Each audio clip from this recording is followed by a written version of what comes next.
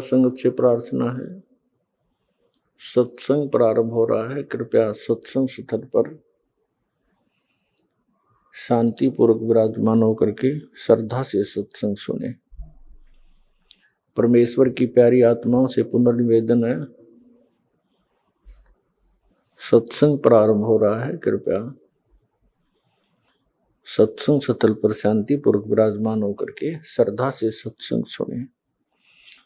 जहां धरती पर दिव्यता का निवास है, वहां नवरात्रि का त्योहार केवल एक अनुष्ठान नहीं, बल्कि शक्ति और आध्यात्मिकता का अद्वितीय संगम माना जाता है। लोक मान्यताओं के अनुसार 9 दिन मनाया जाने वाला मां दुर्गा के 9 रूपों का यह पर्व बुराई पर अच्छाई की विजय का प्रतीक है। हिंदू पंचांग के अनुसार देवी दुर्गा की आराधना के लिए साल भर में 4 नवरात्रियां मनाई जाती हैं: चैत्र, शारदीय, माघ गुप्त और आषाढ़ गुप्त। इनमें सबसे विशेष मानी जाती है चैत्र और शारदीय नवरात्रि, और ज्यादातर लोग इन्हीं 2 नवरात्रियों को विशेष रूप से मनाते हैं। उत्तर भारत, पश्चिम बंगाल और गुजरात में शारदीय नवरात्रि धूमधाम से मनाई जाती है। बंगाल की दुर्गा पूजा और गुजरात का गरबा डांडिया इस पर्व की शान माने जाते हैं। भारतवर्ष, जहां हर कोने में आध्यात्मिकता की धारा बहती है, क्या हम उस असली संदेश को समझ पाए हैं जिसे देवी दुर्गा हमें देना चाहती हैं? क्या आप जानते हैं कि जिस नवरात्रि का पर्व हम सदियों से मना रहे हैं, क्या यह सच में पवित्र शास्त्रों के अनुकूल है? क्या देवी दुर्गा की उपासना के ये 9 दिन हमें वास्तव में वह शांति और शक्ति प्रदान करते हैं, या फिर हम सिर्फ रीति रिवाजों में ही उलझ कर रह गए हैं? दर्शकों, शारदीय नवरात्रि का यह पर्व अश्विन मास के शुक्ल पक्ष एकम से शुरू होकर विजयादशमी तक चलता है। आज हम नवरात्रि से संबंधित कुछ बेहद महत्वपूर्ण और चौंकाने वाले प्रश्नों के उत्तर गहराई से जानने की कोशिश करेंगे। सवाल नंबर 1, क्या ये धार्मिक क्रियाएं जैसे कलश स्थापना, दुर्गा पूजा, सप्तशती पाठ, व्रत, जागरण, कन्या पूजन, डांडिया गरबा और हवन आदि शास्त्र सम्मत हैं? क्या साधक को इनसे अपेक्षित लाभ मिल सकता है? शारदीय नवरात्रि में देवी दुर्गा के 9 रूपों की पूजा जैसे कलश स्थापना, दुर्गा पूजा, सप्तशती पाठ, जागरण, कन्या पूजन, डांडिया गरबा और हवन आदि को श्रद्धा और भक्ति का प्रतीक माना जाता है। लेकिन वास्तविकता यह है कि ये क्रियाएं केवल लोक मान्यताओं पर आधारित हैं, क्योंकि शास्त्रों में इनका कोई स्पष्ट प्रमाण नहीं मिलता, जिससे ये मनमानी क्रियाएं कहलाती हैं। जिसके विषय में गीता में क्या कहा गया है? गीता अध्याय नंबर 16 के श्लोक नंबर 23 में कहा कि शास्त्र विधि को त्याग कर जो मनमाना आचरण करते हैं, देखिएगा गीता अध्याय नंबर 16 के श्लोक नंबर 23 में दिखाते हैं आपको, 23 और 24 में। गीता अध्याय नंबर 16 के श्लोक नंबर हम दिखाते हैं आपको 23 में। जो पुरुष शास्त्र विधि को त्याग कर अपनी इच्छा से मनमाना आचरण करता है, वह न सिद्धि को प्राप्त होता है, न परम गति को, और न सुख को ही। अब 24 में बताया कि इससे तेरे लिए, छोड़ में जाएगा 24वां श्लोक, इससे तेरे लिए कर्तव्य की व्यवस्था में कौन से कर्म करने चाहिए भक्ति के, कौन से ना करने चाहिए, शास्त्र ही प्रमाण है। ऐसा जानकर तो शास्त्र विधि से नियत कर्म करने योग्य है, यानी शास्त्रों में जो वर्णित है वही साधना कर अन्य करेगा तो कोई लाभ नहीं होगा, यूजलेस। साथ ही नवरात्रि के दौरान साधक 9 दिनों तक व्रत रखते हैं और केवल फलाहार करते हैं। लेकिन क्या आप जानते हैं कि श्रीमद् भगवद गीता में व्रत करने के लिए मना किया गया है? आइए देखते हैं कि गीता अध्याय 6 श्लोक 16 में क्या कहा गया है। अब 16 में कहा है कि अर्जुन यह योग न तो बहुत खाने वाले का और न बिल्कुल न खाने वाले का, यानी न तो, अब ये एकांतम है ना, ये देखो, न अति अंश असनत तु योग अस्ति च न एकांतम अन अंशत न अंशत, यानी अर्च एकांतम। अब एकांतम का अर्थ इन्होंने इकट्ठा कर दिया, बिल्कुल कर दिया। अब एकांतम माने एकांत स्थान पर भी बैठने वाले का योग पूर्ण नहीं होता, न घना खाने वाले का और न बिल्कुल न खाने वाले का, न तो अधिक खाने वाले का या बिल्कुल न खाने वाले का, और न एकांत स्थान पर बैठने वाले का, और न ज्यादा सोने और आलसी का, सोने वाले का और न अधिक जागने वाले का ये योग सफल होता है। अब यहाँ अपने आप कह रहा है कि ना तो अधिक खाने वाले का, ना बिल्कुल ना खाना यानी व्रत रखने वाले का, एकांत मन एक स्थान पर बैठकर साधना करने वाले का, ना घना जागने वाले का, ना ज्यादा सोने वाले का ये योग सफल नहीं होता। तो परमात्मा अपने सब वेद में कहते हैं, प्रथम अंजल संयम राखे, योग युगत सब सतगुरु भाखे। प्रथम खाने पर संयम करे, अंजल पर संयम यानी तो अधिक नहीं खावे, थोड़ा खावे। व्रत नहीं रखने को कहा, कम खावे, इतना नहीं खावे दड़ी पक्का खा ले फिर अंगड़ाई टूट आलस आ जा, पड़ के सो जा जमाई आवे, और इतना भी कम नहीं खावे कि आदमी कति कमर टेढ़ी हो जाए, फिर भूख लागे कतर कतर कल जा करें जा, ध्यान भूख पर है, भक्ति कैसे होगी उसकी। अंजल संयम रखे यानी संयम रखे अपना भोजन के ऊपर, अल्पाहार करे, इतना कम भी नहीं करे कि बिल्कुल आत्मुस जा, और ज्यादा भी नहीं करे कि आलस और जमाई दुखी करे। संयम से खावे। और फिर नाम उठत नाम बैठत नाम सोवत जागवे, नाम खाते नाम पीते नाम सेती लागवे। नाम उठत नाम बैठत, सुता उठे आँख खुल जा, परमात्मा का मंत्र करे, 2-4 जिसे भी समय मिले, और फिर चलते चलते भगवान ने याद करे, खाना खान लगे तो मालिक की आरती, अन्नदेव की आरती करे, और जब तक रोटी परोसे इतने 5-4 मंत्रा का जोटा मार दे। हैं नाम उठत नाम बैठत नाम सोवत जागवे, सोने से पहले प्रभु को याद करके 10-20 मंत्र जिसे बने श्वास के सेवन करता करता सो जा। तो ऐसे हमने अपने अभ्यास को करना है। फिर सोपन में भी सांस सुमन चल पड़ेगा, सोपन में भी आपका सिमरण शुरू हो जाएगा श्वास का, या मंत्र बोलता रहेगा, तो वो भी आपके अकाउंट में लिखे जाएंगे। ऐसे हम भक्ति के धनी होकर के फिर परमात्मा प्राप्ति करेंगे। तो दर्शकों, इसका अर्थ है कि साधक जो व्रत पूजा और अनुष्ठान कर रहे हैं वे शास्त्रों के अनुसार मनमाना आचरण हैं, जो न केवल व्यर्थ हैं बल्कि साधक को वास्तविक लाभ से भी वंचित रखते हैं। सवाल नंबर 2, क्या नवरात्रि मनाने से वास्तव में देवी मां की कृपा प्राप्त हो सकती है? शास्त्रों में मां दुर्गा को प्रसन्न करने के कौन से मूल मंत्र दिए गए हैं जो साधक को सच्चे अर्थ में लाभ पहुंचा सकते हैं? लोक मान्यताओं के अनुसार मां दुर्गा को प्रसन्न करने के लिए कई मंत्र बताए गए हैं जो समाज में बड़े पैमाने पर प्रचलित हैं, जैसे ओम दू दुर्गाय नमः, ओम जय दुर्गा, ओम त्र्यंबकम यजामहे आदि। दर्शकों, ध्यान देने योग्य है कि ये मंत्र और ये क्रियाएं वेद व गीता में कहीं प्रमाणित नहीं है, इसलिए यह सब मनमाना आचरण है और व्यर्थ है। वास्तव में दुर्गा जी समेत यहाँ की 5 प्रधान शक्तियों के मूल मंत्र कौन से हैं, देखिए।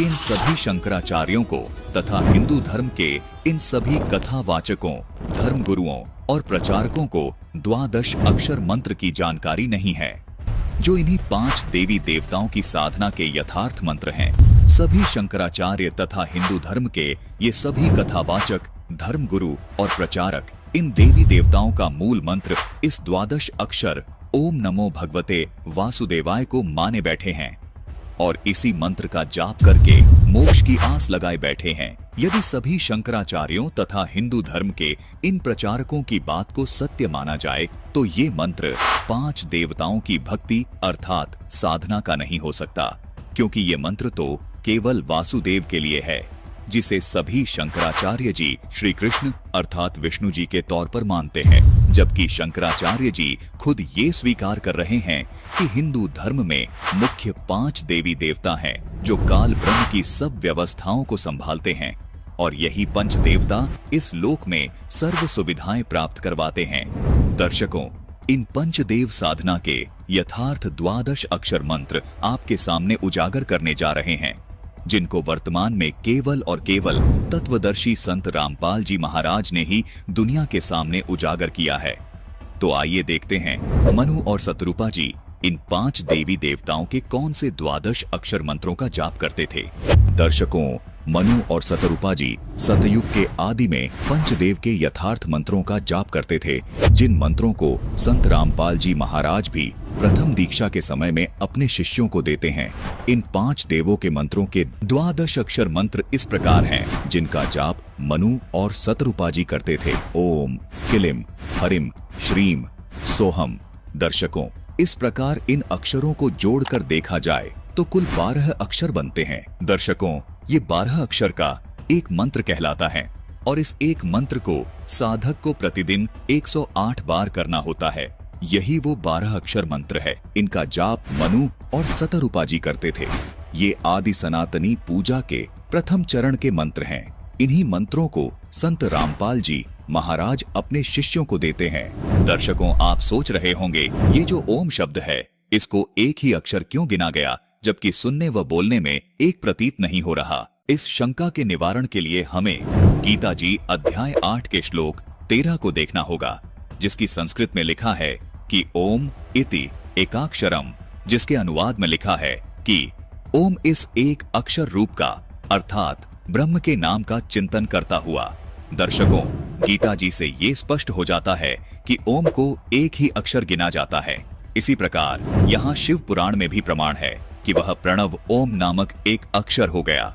इसी प्रकार रामचरितमानस की इस चौपाई में भी अनुवादकर्ता ने ओम को एक अक्षर गिना है, तभी ये 12 अक्षर होते हैं। दर्शकों, इससे स्पष्ट है कि शास्त्रों के आधार पर ओम शब्द को एक अक्षर ही गिना जाता है। दर्शकों, किसी भी श्रद्धालु को ये शंका नहीं रहनी चाहिए कि ये अक्षर सही हैं या ये वाले अक्षर सही हैं। जैसा कि आप इसी रामचरितमानस की इस चौपाई में देख रहे हैं कि यहाँ अक्षर शब्द लिखा है, यहाँ ये अक्षर शब्द संत भाषा में लिखा गया है, जबकि इस अक्षर शब्द को अगर हम शुद्ध करके लिखेंगे तो ऐसे लिखेंगे। इसमें ना तो च शब्द है और न ही छ शब्द है, लेकिन ये दोनों ही शब्द अक्षर का बोध करवाते हैं। अनुवादकर्ता ने 12 अक्षर शब्द का अर्थ द्वादशाक्षर किया है, यानी अक्षर शब्द को अक्षर लिखा है, जो बिल्कुल ठीक है। इसी प्रकार इन मंत्रों को व्याकरण की दृष्टि से देखने में भिन्नता नजर आ रही है, लेकिन ये इन देवी देवताओं के मूल मंत्र होने का ही बोध करवाते हैं। इसी प्रकार एक और शब्द है, ये देखिए, रामचरितमानस की इस चौपाई में लच्छी शब्द है, जो कि संत भाषा में इस प्रकार लिखा गया है, लेकिन यदि इस शब्द को शुद्ध करके लिखेंगे तो लक्ष्मी शब्द बन जाएगा। इसी प्रकार रामचरितमानस के इस दोहे में ओरु शब्द लिपिबद्ध है, जो कि संत भाषा के दृष्टिकोण से लिखा गया है, लेकिन अनुवादक ने इस शब्द का अनुवाद करते समय ओरु को और लिखा है। दर्शकों, दोनों शब्द समान अर्थ का बोध करवा रहे हैं। इसी प्रकार लच्छी को अनुवादक ने लक्ष्मी लिखा है, अर्थात लच्छी संत भाषा के दृष्टिकोण से लिखा गया है और लक्ष्मी व्याकरण की दृष्टिकोण से लिखा गया है, लेकिन दोनों शब्द श्री लक्ष्मी का बोध करवाते हैं। ठीक इसी तरह जैसे यहाँ ये किलियम शब्द और ये किलिम शब्द दोनों ही श्री गणेश जी के मूल मंत्र का बोध करवा रहे हैं। इसलिए सभी श्रद्धालुओं से निवेदन है कि आप ये देखकर भ्रमित न हो कि एक ही मंत्र अलग अलग तरह से क्यों लिखा अथवा बोला गया है। दर्शकों, ये आदि सनातनी पूजा के प्रथम चरण के 12 अक्षर मंत्र हैं। इन मंत्रों को केवल पूर्ण संत से लेकर ही जाप किया जाता है।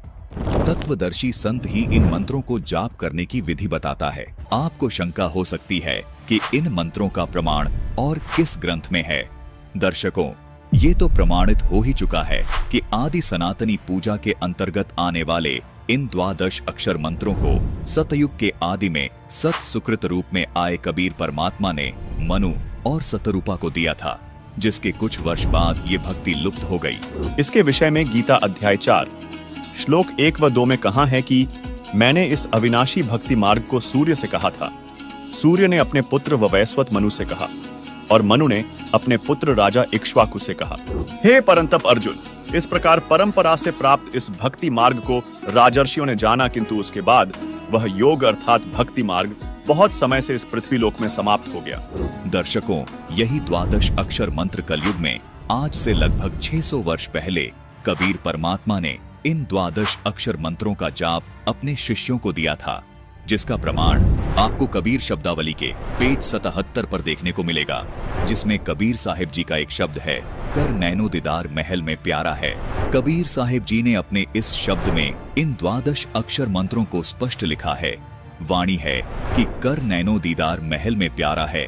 फिर आगे लिखा है, मूल कमल दल चतुर बखानो, किलिम जाप लाल रंग मानो, देव गणेश तहां रोपा थानो, रिद्धि सिद्धि चवर ढुलारा है, स्वाद चक्र शट दल बिस्तारो, ब्रह्मा सावित्री रूप निहारो, उलट नागिनी का सिर मारो, तहां शब्द ओंकारा है, नाभि अष्ट कमल दल साझा, सेत सिंहासन विष्णु विराजा, हरिम जाप तासु मुख गाजा, लक्ष्मी शिव आधारा है, द्वादश कमल हृदय के माही, जग गौरी शिव ध्यान लगाई, सोहम शब्द तहां धुन छाई, गण करे जय जयकारा है, षोडश दल कमल कंठ के माही, ते ही मध्य बसे अविद्या बाई, हरिहर ब्रह्मा चवर ढुराई, जहां श्रीम नाम उच्चारा है। दर्शकों, कबीर साहिब जी के इस शब्द में वो द्वादश अक्षर मंत्र स्पष्ट लिखे हैं जो सृष्टि के आदि में मनु और सतरूपाजी करते थे। यहाँ संत भाषा में शब्दों को अलग तरह से लिखा गया है। दर्शकों, संतों ने अपनी स्थानीय भाषा को मध्य नजर रखते हुए संत भाषा में इन द्वादश अक्षर मंत्रों को इस तरह लिखा है। व्याकरण की दृष्टि से इन द्वादश अक्षर मंत्रों को इस तरह लिखा जाता है, लेकिन ये सभी शब्द इन्हीं द्वादश अक्षरों का बोध करवा रहे हैं। आपको एक प्रमाण और दिखाते हैं। 600 वर्ष पहले कबीर परमात्मा ने इन द्वादश अक्षर मंत्रों को लिपिबद्ध करवाया, जिसके बाद फिर से इन द्वादश अक्षर मंत्रों का लोप हो गया था।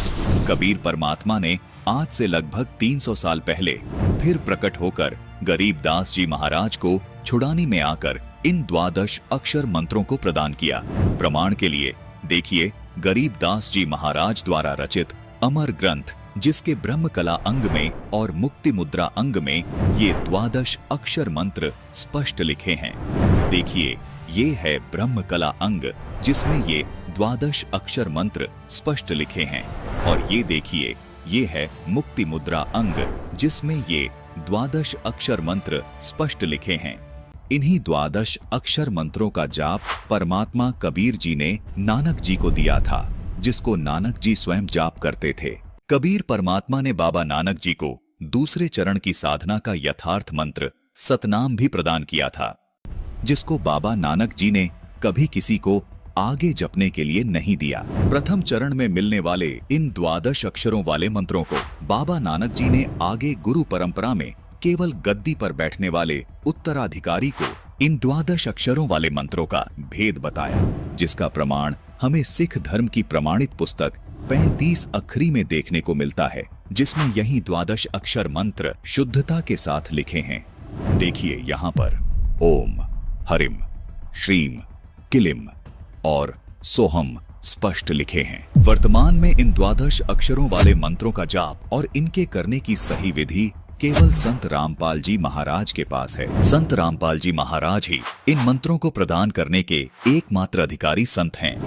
यदि कोई श्रद्धालु इन मंत्रों का जाप स्वतः ही करने लग जाए तो उससे कोई लाभ नहीं मिल सकता। दर्शकों, जिस प्रकार कोई व्यक्ति यदि किसी असली पासपोर्ट की फोटो देखकर खुद से पासपोर्ट बनाने लग जाए या किसी अनधिकारी से हस्ताक्षर करवा के पासपोर्ट प्राप्त करने की कोशिश करे, तो ये उसका व्यर्थ प्रयत्न होगा, जो कि उसके लिए बहुत हानिकारक होगा।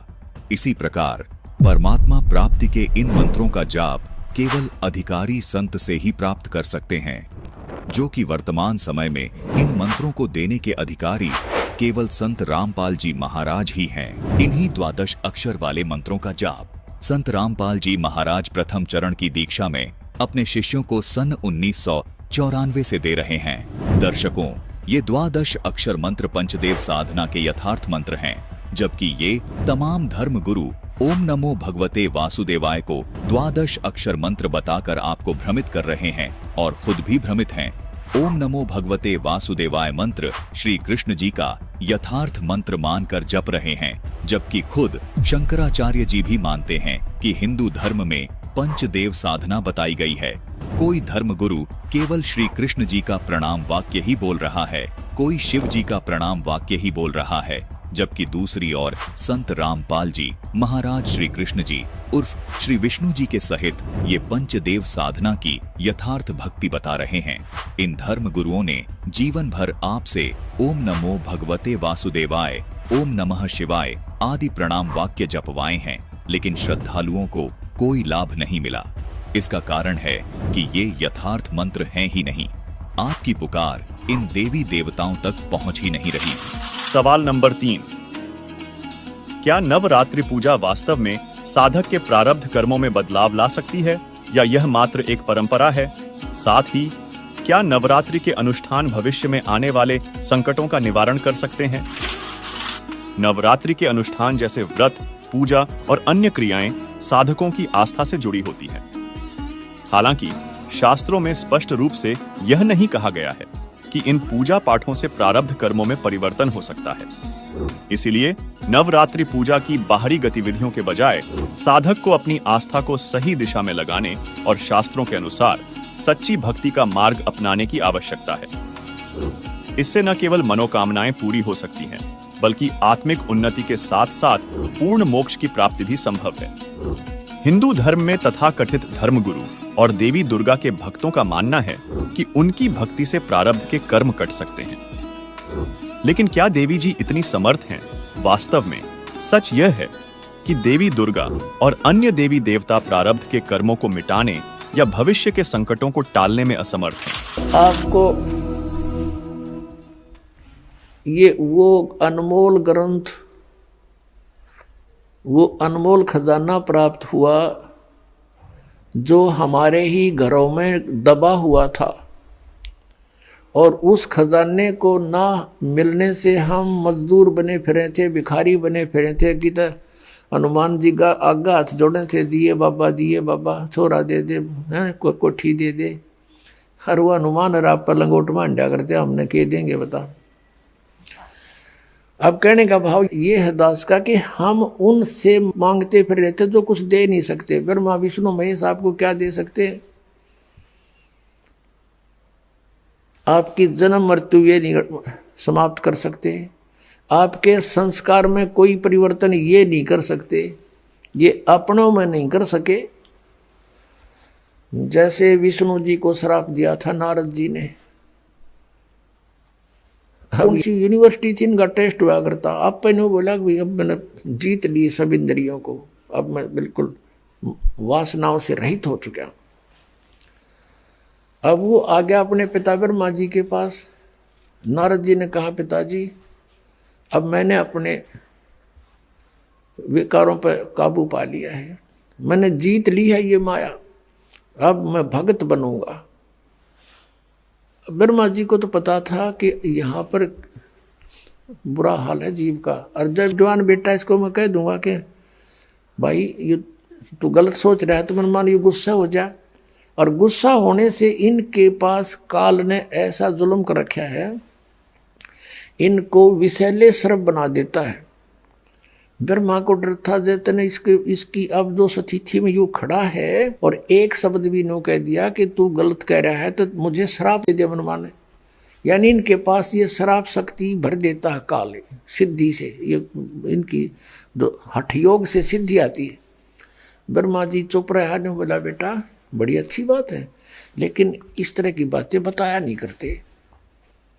अब वो कह तनु था, वो कितने कह देगा विष्णु जी आदि किसी के पास, फिर वो इसकी देही तोड़ेंगे, यानी इसकी विरान मट्टी कर देंगे।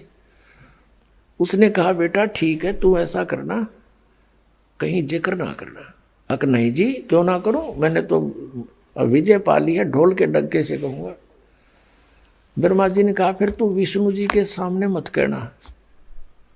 अक अच्छा जी, अब वहां तो कह दिया अच्छा जी पहुंचा। बालक की ये वृत्ति हो है, किसी को नू कह देना कि इस बक्से ना खोलिए, माँ बाप के जाते पहले उसन खोल लगा।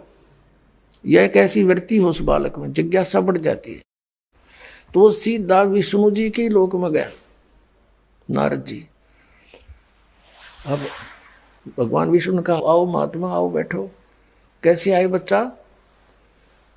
अब जी मैं साधना करके आया हूँ। कहा मुझे पता चला था भक्ति करने गए हुए। हाँ जी, और बहुत अच्छा, आपने क्या उपलब्धि की? कि सब विकारों को, सब वासनाओं को, माया को मैंने जीत लिया है, अब मैं मार नहीं खाऊंगा। अब विष्णु जी ने कहा, भी ठीक है, बड़ी अच्छी बात बेटा, साधु संत का प्रथम कर्तव्य तो यही होता है, इसमें विकारों पर विजय पा। अब जब तो नारद जी तो कह आ गया, इब रिमोट काल के हाथ में विष्णु रखा, फिर पाछे तक काल ना प्रेरणा कर दी। उसको इस चिंता बनी रहती है कि अगर ये ब्रह्मचारी पद में पहुंचने लग गए सारे, और बाले बच्चे कौन पैदा करेगा, मैं खाऊंगा कि। तो इसने विष्णु में बर्दी फूक कि इसको तो अभिमान हो गया, चल इसको अभी ठीक करता हूँ। विष्णु जी ने काल प्रेरणा से एक मायावी नगरी रच दी अपनी सिद्धि तय। 16 कला के भगवान है ये। और वहां पर एक राजा का स्वयंवर रच दिया, राजा की लड़की का स्वयंवर। दूर दूर से देश के नौजवान बच्चे आए हुए थे शादी करने के लिए। स्वयंवर का अर्थ होता था कि लड़की स्वयं अपना पति चुना करती थी अपने पसंद का। माँ बाप के सिर से उलाहना उठ जाता था कि ऐसा ढूंढा, वो खत्म हो जाती थी इस तरह की समस्या। अब नारद जी उसी नगरी से गुजरा, और ब्याह के गीत बहुत बूढ़े हो हैं, आम आदमी में प्रेरणा हो जाए। सारे श्रृंगार कर औरतें गाने गा रही हैं, बहुत सुंदर नगर सजा रखा है। नारद जी ने पूछा भाई क्या हो रहा है।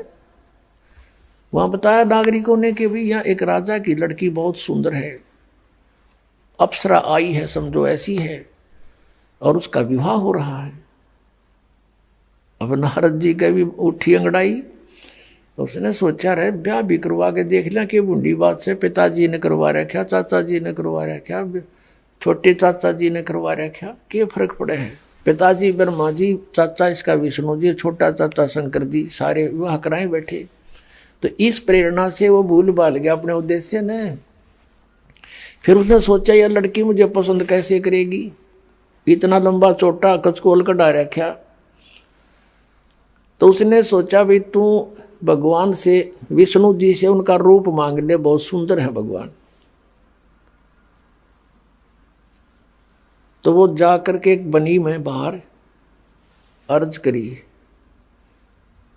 भगवान विष्णु प्रकट हो गए। कहा भी बेटा कैसे याद किया, कैसे याद किया मुझे कि भगवान मैंने आज तक आपसे कुछ नहीं मांगा, और आज मैं आज कुछ मांगना चाहता हूँ। अगना वचनबद्ध हो गया। आज मुझे हरि रूप चाहिए, मैं विवाह कराऊंगा। हरि का अर्थ संस्कृत में बंदर भी होता है।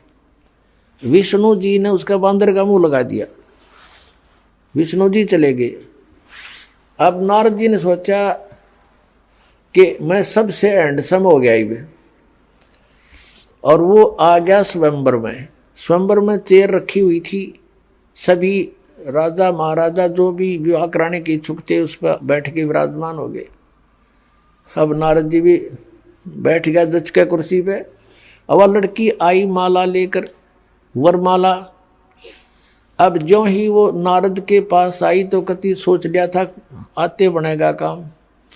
अब वो लड़की उसे आगे गुजर गई, आगे निकल गई। उसने सोचा लड़की का ध्यान नहीं पड़ा दिखे। अब वहां से उठ के खाली कुर्सी और थी, वहां जा बैठा, अकीब इधर से आओगी जब दिखूंगा। अब वो उसके पास से फिर आगे गुजर गई, थोड़ी सी पीछे हो के, बल्कि अकुआ सकल उसको ढूंढ लागे कि दे मार दे दूर रखे। तो जब वो आगे चली गई तो बहुत सोचने लगा क्या बात होगी। उसके पास में एक बैठा था, ने बोला भगत अपनी शकल देख। वो शीशा दिखा, पानी दिखाया कटोरे में, अपनी शकल देख कर तू क्या हमने डर लगे न रहा, तू छोरी लड़की सोच के हमने डर लगे तेरे थे। जब उसने देखा तो असल अपने जल में सूरत, वो तेरा गजब हो। इतने में क्या हुआ कि विष्णु जी आ गए, खाली चेयर पर बैठ गए। उस लड़की ने विष्णु जी का वरमाला डाल दी। अब नारद जी की तो 100 पे सुई गई, एकदम क्रोधित हो गया और 100 गाली सुना दी विष्णु के, तू छलिया है, छल कपटी है, तू किसी को सुखी देख कर नहीं प्रसन्न होता, तो किसी को बसता देख कर खुश नहीं है। और श्राप दे दिया कि तूने जो मुझे बंदर का मुंह लगा है, और तू सारी उम्र अपनी पत्नी की, आज मैं एक औरत के वियोग में दुखी हूं, तू सारी उम्र सारा जीवन एक अपनी औरत के वियोग में गुजारेगा, व्यतीत करेगा। अपने आत्माओं, नारद जी पहले तो सिंगर का गया था मैं विषय विकारों पर काबू पाऊंगा,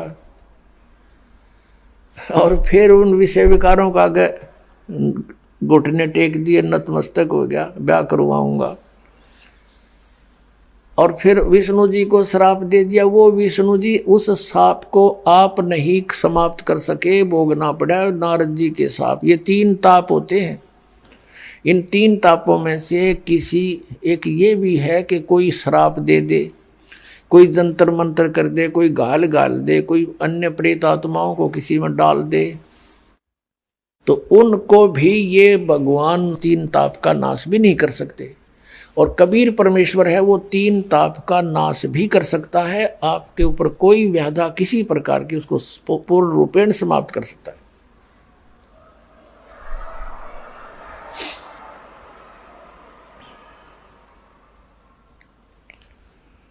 तो भगवान श्री विष्णु जी ने रामचंद्र रूप में पूरा दुख उठाया, अपनी पत्नी के वियोग में सारा जीवन व्यतीत किया। विवाह होते ही वनवास हुआ। वनवास में 2 वर्ष के बाद ही सीता का अपहरण हुआ। 12 वर्ष वो रही वहाँ रावण के बाग में, युद्ध करके मार मूर के रावण को वापस लाए। 2 वर्ष के बाद फिर त्याग दी, घर से निकाल दी गर्भवती अपनी पत्नी। अब पत्नी वाल्मीकि के आश्रम में और पति अयोध्या का राजा, जिसका परिवार कहीं हो और वो राजा कितना ही अच्छा लगता हो, उसका जीवन नरक तुल्य होता है। अंत में भी नहीं मिल पाए दोनों के दोनों। सीता समा गई पृथ्वी में और श्री राम अर्थात विष्णु जी ने सरयू नदी में जल समाधि ली, उसमें छलांग लगा के जीवन अंत किया। फिर श्री राम रूप में बाली को मारा था श्री विष्णु जी ने, यानी रामचंद्र जी ने सुग्रीव के भाई को, उसका भी बदला देना पड़ा। श्री कृष्ण रूप में आए वही। और एक शिकारी जो बाली वाली आत्मा थी, वो शिकारी बना हुआ था, विषाक्त जहर से युक्त उसका तीर था, वो श्री कृष्ण के पैर में मार के उनका वध किया, अपना टिट फॉर टैट लिया। तो यहाँ परमात्मा कहते हैं, कबीर जी तुम कौन राम का जपते जापम, और ताते कटे ना ये 3 तापम। वही गीता अध्याय 8 श्लोक 16 में स्पष्ट लिखा है कि ब्रह्मलोक से लेकर सब लोक बारंबार उत्पत्ति नाश वाले हैं, परंतु हे कुंती पुत्र, जो यह नहीं जानते वे मुझे प्राप्त होकर भी फिर जन्मते हैं। यानी ब्रह्मलोक तक जितने लोक जैसे स्वर्ग, पृथ्वी, पाताल, ब्रह्मा का लोक, विष्णु लोक, शिव लोक, दुर्गा का लोक, ब्रह्मलोक आदि तथा इनमें निवास करने वाले देवी देवता आदि हैं, वे सभी जन्म मृत्यु के चक्र से बंधे हैं। तो जब ये स्वयं अपने प्रारब्ध कर्मों को नहीं बदल सकते, तो अपने भक्तों का कैसे बदल देंगे? दर्शकों, इससे स्पष्ट है कि देवी दुर्गा जी और त्रिदेव ब्रह्मा, विष्णु और शिव अपने साधकों के प्रारब्ध कर्मों को न तो बदल सकते हैं और न ही आने वाले संकटों को दूर कर सकते हैं। सवाल नंबर 4, स्वयं देवी दुर्गा जी ने अपनी भक्ति को लेकर क्या कहा है? पूरा हिंदू समाज देवी दुर्गा की विभिन्न रूपों में पूजा करता है, लेकिन क्या आप जानते हैं, देवी महापुराण के 7वें स्कंध के अध्याय 36 पर स्पष्ट प्रमाण मिलता है कि श्री देवी जी स्वयं राजा हिमालय को अपनी पूजा करने से मना कर रही हैं। आइए इसका प्रमाण देखते हैं। अब देखिएगा, ये 7वां स्कंध 562 पृष्ठ पे, और ये संक्षिप्त देवी भागवत। देवी के द्वारा हिमालय को ज्ञानो उपदेश और ब्रह्म स्वरूप का वर्णन। श्री देवी जी कहने लगी, पर्वतराज अब हम यहां से लेंगे, उस ब्रह्म का क्या स्वरूप है यह बतलाया जाता है, जो प्रकाश रूप सबके अत्यंत समीप में स्थित हृदय रूप गुहा में स्थित होने के कारण गुहाचर नाम से प्रसिद्ध है। महान पद अर्थात परम प्राप्य है। वह समस्त प्रजा के ज्ञान से परे है, किसी की बुद्धि में आने वाला नहीं है, यह तुम जानो। जो परम प्रकाश रूप है, जो सूक्ष्म से भी अत्यंत सूक्ष्म है, जिसमें संपूर्ण लोक और उन लोकों में निवास करने वाले प्राणी स्थित हैं, वही यह अक्षर ब्रह्म है। अब देखो दुर्गा को कितना ज्ञान है।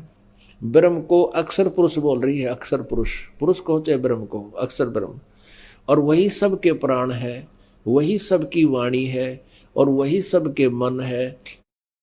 वह परम सत्य और अमृत अविनाशी तत्व है। सौम्य, उस वेद ने योग लक्ष्य का तुम वेधन करो, मन लगाकर उसमें तन में हो जाओ। सौम्य, उपनिषद में कथित महान अस्त्र रूप धनुष लेकर उस पर उपासना द्वारा तीक्ष्ण किया हुआ बाण संधान करो, और फिर भावानुगत चित्त के द्वारा उस बाण को खींचकर उस अक्षर रूप ब्रह्म को ही लक्ष्य बनाकर वेधन करो। अक्षर रूप ब्रह्म को ही। और मंत्र बता रही है फिर, ओम धनुष है प्रणव, ओम धनुष है, जीवात्मा बाण है, ब्रह्म को उसका लक्ष्य कहा जाता है। यानी जीवात्मा, जीव जो है ओम का जाप करे, ब्रह्म प्राप्ति उद्देश्य हो। उस एकमात्र परमात्मा को ही जाने, दूसरी सब बातों को छोड़ दे। यानी कोई साधना नहीं करनी, मेरी भी नहीं करनी, सब छोड़ दे। इससे ये सिद्ध है, उस एकमात्र परमात्मा को ही जाने, दूसरी सब बातों को छोड़ दे। यही अमृत रूप परमात्मा के पास पहुंचाने वाला पुल है। संसार समुद्र से पार होकर अमृत स्वरूप परमात्मा को प्राप्त कराने का यही सुलभ साधन है। इस परमात्मा का ये देखो, उस हृदय में विविध रूप में प्रकट होने वाला परब्रह्म संचरण करता है, अंतर्यामी रूप से वर्तमान है। यहाँ परब्रह्म कह रहे हैं, किता अक्षर ब्रह्म कह रही है, फिर ब्रह्म की साधना बता रही है। ये देखो, ओम ओम ओम का नाम जप है और ब्रह्म उद्देश्य हो। अब है किसी को ज्ञान दुर्गा के, कभी अक्षर ब्रह्म कह रही है, कभी उसको ब्रह्म कह रही है, कभी फिर परब्रह्म लिख रही है। और यहाँ परब्रह्म बता रही है कि सबके हृदय में परब्रह्म बैठा है। इस आत्मा का ओम के जप के साथ ध्यान करो। इससे अज्ञान में अंधकार से सर्वथा परे संसार समुद्र से पार जो ब्रह्म है उसको पा जाओगे। यहाँ परब्रह्म, यहाँ अक्षर ब्रह्म, और यहाँ फिर ब्रह्म को पा जाओगे। ओम नाम जपो, पुण्यात्मा अपने आप पता लग जाएगा अपने कौन कितने पानी में। और क्या बताया फिर ये 563 पृष्ठ पे, वह सबका आत्मा ब्रह्म, ब्रह्म लोक रूप दिव्य आकाश में स्थित है। कहते वो ब्रह्म लोक में रहता है। यानी देवी दुर्गा जी अपनी भक्ति करने के लिए भी मना कर रही हैं, और एक ब्रह्म की भक्ति करने के लिए श्रीमद् देवी भागवत के 7वें स्कंद के अध्याय 36 में हिमालय राजा को उपदेश दे रही हैं। जबकि गीता अध्याय 18 श्लोक 62 में गीता ज्ञान दाता यानी ब्रह्म ने कहा है कि हे भारत, तू सब प्रकार से उस परमेश्वर की ही शरण में जा। उस परमात्मा की कृपा से ही तू परम शांति को तथा सदा रहने वाला सत स्थान धाम लोक को अर्थात सतलोक को प्राप्त होगा। फिर गीता अध्याय 18 श्लोक 64 में कहा है कि संपूर्ण गोपनीयों से अति गोपनीय मेरे परम रहस्य युक्त हितकारक वचन तुझे फिर कहूंगा। इसे सुन, यह पूर्ण ब्रह्म मेरा पक्का निश्चित इष्ट देव अर्थात पूज्य देव है, जिसको गीता अध्याय 8 श्लोक 3 में परम अक्षर ब्रह्म कहा है, तथा गीता अध्याय 8 श्लोक 8 से 10 में कहा है कि जो उस परम अक्षर ब्रह्म की भक्ति करता है वह उसी को प्राप्त होता है। फिर गीता अध्याय 15 श्लोक 4 में गीता ज्ञान दाता ब्रह्म ने कहा है कि जब गीता अध्याय 4 श्लोक 34 अध्याय 15 श्लोक 1 में वर्णित तत्वदर्शी संत मिल जाए, इसके पश्चात उस परमेश्वर के परम पद अर्थात सतलोक को भली भांति खोजना चाहिए, जिसमें गए हुए साधक फिर लौटकर संसार में नहीं आते, और जिस परम अक्षर ब्रह्म से आदि रचना सृष्टि उत्पन्न हुई है, उस सनातन पूर्ण परमात्मा की ही मैं शरण में हूँ। दर्शकों, गीता ज्ञान बोलने वाला अक्षर ब्रह्म अर्थात काल निरंजन है, जिसकी विस्तृत जानकारी जानने के लिए कबीर बड़ा या कृष्ण वीडियो अवश्य देखिए, जिसका लिंक हमने इसी वीडियो के डिस्क्रिप्शन में दे रखा है। गीता बोलने वाला ब्रह्म स्वयं परम अक्षर ब्रह्म की भक्ति करने को कह रहा है तथा स्वयं भी स्वीकार कर रहा है कि मैं भी उसी परम अक्षर ब्रह्म की शरण में हूं। अब सवाल यह उठता है कि वह पूर्ण परमात्मा परम अक्षर ब्रह्म कौन है, उसकी भक्ति की सही विधि क्या है और कौन सा संत हमें इस सत्य ज्ञान की सही जानकारी दे सकता है। सवाल नंबर 5, वह पूर्ण परमात्मा परम अक्षर ब्रह्म कौन है जिसकी भक्ति से सभी सुख और मोक्ष प्राप्त हो सकते हैं। साथ ही वह कौन सी विधि है जो शास्त्रों में स्पष्ट रूप से बताई गई है। हमारे समाज में परमात्मा के बारे में कई धारणाएं फैली हुई हैं।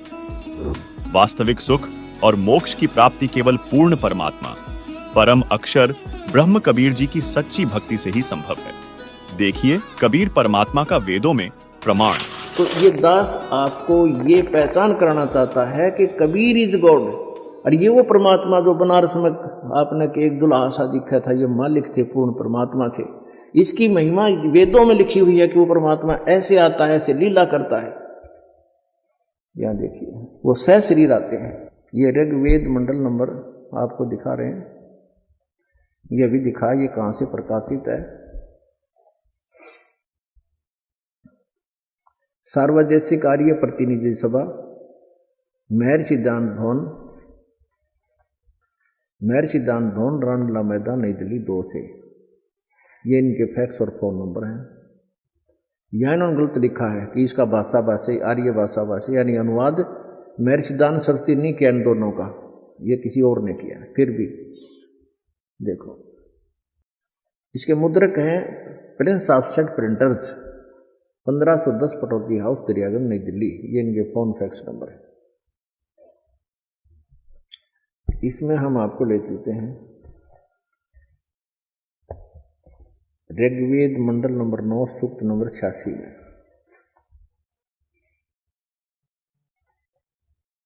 और 26 मंत्र ये क्या बताता है कि यज्ञ करने वाले यजमानों के लिए परमात्मा, यज्ञ माने धार्मिक अनुष्ठान, शास्त्र अनुकूल करने वाले यजमान माने भक्तों के लिए परमात्मा सब रास्तों को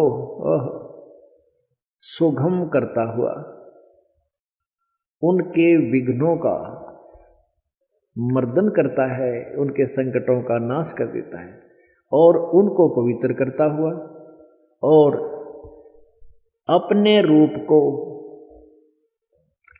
यानी साकार है ना भगवान, इनके शब्दों में अपने रूप को सरल करता हुआ वह कांति में परमात्मा सर्वज्ञ लिखा। कवि, हम इसको कबीर देव, वो कबीर देव विद्युत के समान यानी बिजली की तरह क्रीड़ा करता हुआ वर्णीय पुरुषों को यानी श्रेष्ठ आत्माओं को प्राप्त होता है, मिलता है। अपने आत्माओं ये स्पष्ट हुआ कि वो परमात्मा जो सत साधना करते हैं उनके रास्तों को सुगम करता है, उनकी बाधाओं को टालता है और उन पर आने वाले संकटों का निवारण करता है। वो परमात्मा कबीर देव है। वो कबीर देव जैसे कवि, अब कबीर देव, हम इसको कबीर देव माने परमेश्वर, और हम कबीर जैसे संस्कृत में क्यों कबीर है, कबीर देव है। जैसे ऋग्वेद मंडल नंबर 9 और सूक्त नंबर 20 का मंत्र नंबर 1 में कबीर देव लिखा है, ये देखिएगा।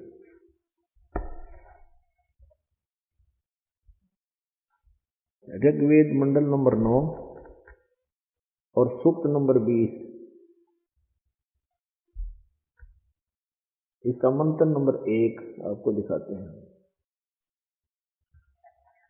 इसमें स्पष्ट है,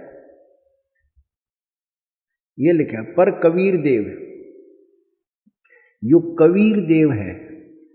देव माने परमेश्वर और कबीर, ये कबीर को कवि कहते हैं। हम कबीर देव सीधा लेने लगे कबीर देव, क्योंकि वो कवि कहलाता है अपनी बात, अपनी ज्ञान को लोकोक्तियों के माध्यम के बोलने से वो कवि कहलाता है परमात्मा। यो कबीर देव नाम उस भगवान का, कबीर देव। तो यो हम इसको कबीर, हम वै को वै बोलते हैं, वेदों को वेद बोलते हैं अपनी लोकल लैंग्वेज में। तो कबीर देव, हम इसको कबीर साहब कहने लगे। साहब को चाहे देव को हो, भगवान को हो, गॉड को हो, तो हम इसको कबीर देव, यानी ये चाहे संस्कृत के ज्ञाता इसको कवि बना दें तो कवि, वो कवि तो कवि हम फिर भी कहना पड़ेगा, वो तो लोकोक्तियों के माध्यम से कवि रूप में प्रकट होता है जो भगवान, जो यहाँ कविताओं के माध्यम से, अपनी लोकोक्तियों के माध्यम से उस यथार्थ ज्ञान को जो प्रचार करता है वो परमात्मा, उसको, उसका नाम ही कबीर साहब है। हम उसको कबीर साहब बोलते हैं। तो संस्कृत में वेद उसको कबीर देव कहते हैं कि वो कवि साहब। ये कवि साहब मान लें जो ज़्यादा एंडमेंड करते हैं संस्कृत में। अब व्याकरण ऐसे है, व्याकरण नहीं जानता, व्याकरण क्या कर लेगी इसमें। अब तुम कवि कह, हम कबीर साहब कहें, तुम कवि साहब कह दो। वो जो परमात्मा लोकोक्तियों के माध्यम से आकर के ज्ञान देता है, कविताओं के माध्यम से एक प्रसिद्ध कवि की उपाधि भी पाता है, वो पूर्ण परमात्मा है। वो बनारस में आया था, हम वो कहते हैं वो ही है वो कवि देव। तो जिसने तुम कवि को हो, हम उसने कबीर साहब कहा। हाँ, इतनी सी बात है। अब ऋग्वेद मंडल नंबर 9 देखिएगा। ऋग्वेद मंडल नंबर 9 सूक्त नंबर 86 का मंत्र नंबर 26 आपने पढ़ लिया। 86 का मंत्र 26 पढ़ लिया कि यज्ञ, ये देखो यहाँ भी कबीर अत्यो, यहाँ भी कबीर लिखा है, ये कबीर देव है, कबीर अत्यो। हम इसको कबीर देव कहने लगे, कबीर साहब है। इन्होंने इसका अर्थ यहाँ लिख लिया, संधि छेद कर कबीर कर दिया, कबीर कवि ही। हम इसको कबीर देव लिख दिया यहाँ पर, वो कवि साहब है, कबीर साहब, नथिंग एल्स। यज्ञ करने वाले यानी धार्मिक अनुष्ठान करने वाले यजमान माने भक्तों के लिए परमात्मा सब रास्तों को सुगम करता हुआ, यानी उनके सब दुखों का, उनके रास्ते खोल देता है भक्ति के, उनके विघ्नों को यानी संकटों को मर्दन करता है, सत्साधना करते हैं उनकी, और उनको पवित्र करता हुआ, और अपने रूप को, परमात्मा साकार है, अपने रूप को, क्योंकि सतलोक में उसका रूप बहुत तेजों में है, एक रोमकूप में करोड़ सूर्य करोड़ चंद्रमा मिला दी, इतना तेज है उनका, लेकिन उसको हल्का तेज पुंज का बनाकर, तेज पुंज अलग से रूप बनाकर, हल्का रूप बनाकर अपने रूप को सरल करता हुआ, यानी हल्का तेज पुंज का रूप बनाकर वह कांति में परमात्मा, वो कबीर देव, कबीर यो कवि लिखे ना, हम इसको कबीर देव कहें, वो कबीर देव विद्युत के समान क्रीड़ा करता हुआ वर्णीय माने श्रेष्ठ पुरुषों को, अच्छी आत्माओं को प्राप्त होता है। अब यहाँ थोड़ा सा और कंसेप्ट क्लियर करते हैं इन्हीं के द्वारा। जैसे कहीं पर यजुर्वेद की महिमा गाई जा रही हो, लिखी हुई हो, तो वहां केवल यजु भी लिखा हो, यजुहु, तो वो भी यजुर्वेद ही समझा जाता है। जैसे इसमें यजुर्वेद है, ये यजुर्वेद है, ये ऊपर लग रहा है, इसको यहाँ 2 अपसर्ग लगा के अलग अलग कर सकते हैं, यजुर्वेद, यजुहु कहते हैं इसको। लेकिन इसका भी ये देखिएगा, यजुर्वेद ये महर्षि दानव सरस्वती ने अनुवाद किया है कंप्लीट, पूरे 40 अध्याय, 40 के 40 अध्याय का। ये कहाँ से प्रकाशित है? वही सार्वदेशिक आर्य प्रतिनिधि सभा 2/5 महर्षि दानंद भवन, रामलीला मैदान, नई दिल्ली, ये दूरभाष है। ये दुर्वेद आर्य भाषा भाष्य महर्षि दानंद सरस्वती कृत। मुद्रक है प्रिंस ऑफसेट प्रिंटर्स, 1510 पट of the house, Daryaganj, Nai Delhi से। इसके 36 नंबर अध्याय में ये कंसेप्ट क्लियर होता है जो दास करना चाहता है। ये है षट्त्रिशा अध्याय आरंभ, ये 36वां अध्याय, 36 से यानी 36, 36 माने 36। इसका प्रथम मंत्र है। इसमें रचम वाचम परपधे मनो यदु, ये यदु शब्द है। इसका अनुवाद करते समय स्वामी जी ने खुद ही यहाँ पर कंप्लीट किया। यहाँ केवल यजु लिखा है, ये देखना।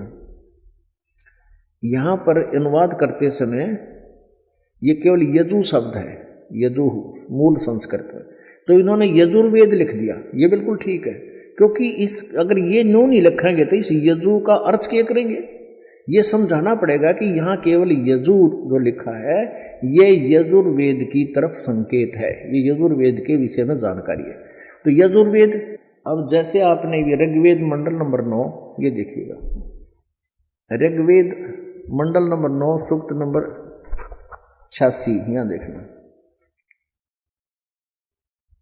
और इसका ये 23 नंबर 26 नंबर मंत्र आपने देखा, इसमें लिखा है कि निर्जनम हरियत है कबीर अति। इस कबीर का इन्होंने ऐसे लिख दिया, यो कवि बना दिया, कवि ही।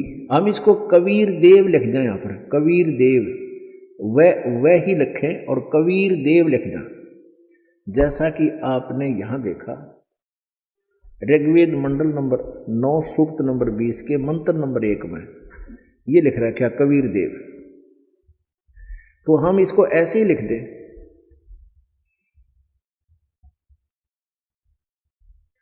ये कबीर देव है।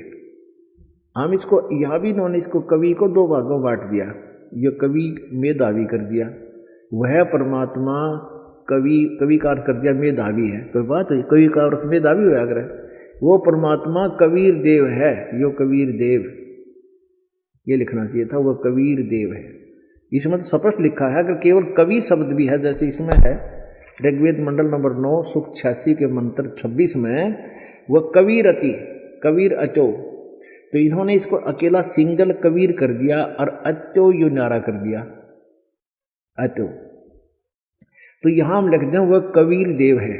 अब देखना, यज्ञ करने वाले यानी धार्मिक अनुष्ठान करने वाले भक्तों के लिए, यजमानों माने भक्तों के लिए परमात्मा सब रास्तों को सुगम करता हुआ उनके विघ्नों को मर्दन करता है, सारे संकट निवारण कर देता है, खत्म कर देता है, और उनको पवित्र करता हुआ और अपने रूप को सरल करता हुआ वह कांति में परमात्मा कबीर देव।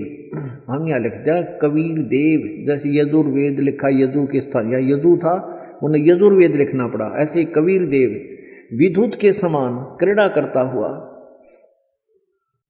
वर्णीय पुरुषों को, श्रेष्ठ आत्माओं को, अच्छी आत्माओं को प्राप्त होता है, मिलता है। कहाँ रहता है वो?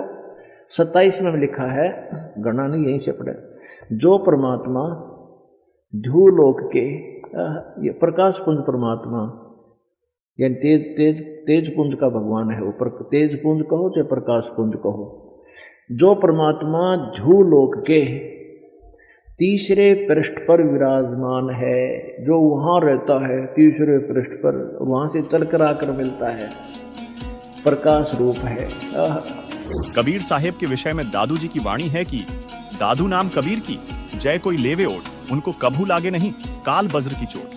संत गरीब दास जी ने कहा है कि गरीब जमजौरा जा से डरें, मिटें कर्म के लेख, अदली असल कबीर हैं कुल के सतगुरु एक।